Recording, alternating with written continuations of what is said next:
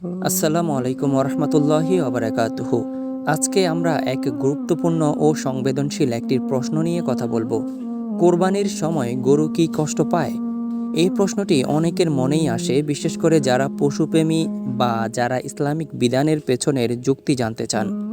চলুন ইসলাম ও বিজ্ঞানের আলোকে এই প্রশ্নের উত্তর খুঁজি। ইসলাম কি বলে? ইসলামিক কোরবানি হলো একটি ইবাদত। এটি শুধু পশু জবাই নয়, বরং এটি হলো আত্মত্যাগ, তাকওয়া ও আল্লাহর আদেশ মানার নিদর্শন।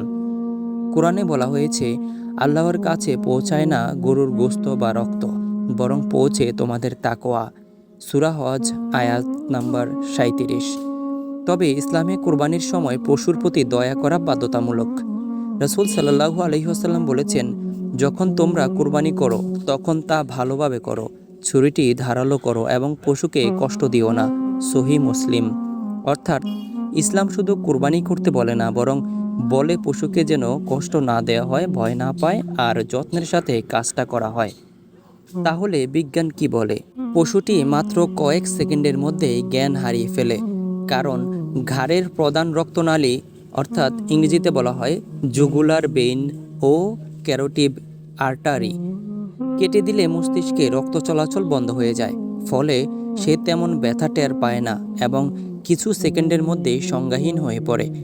তবে যদি নিয়ম না মানা হয়, ধারালো ছুরি না হয়, ধীরে ধীরে করা হয় বা পশুকে ভয় দেখানো হয়, তাহলে পশু কষ্ট পেতে পারে।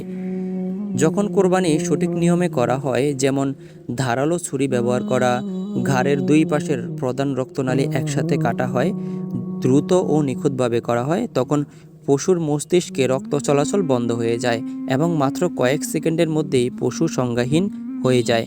এরপর আর সে ব্যথা বা যন্ত্রণা অনুভব করে না।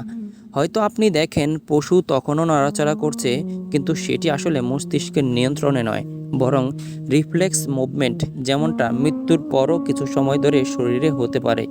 যদি সঠিকভাবে কোরবানি করা হয় তাহলে পশু তেমন কষ্ট পায় না।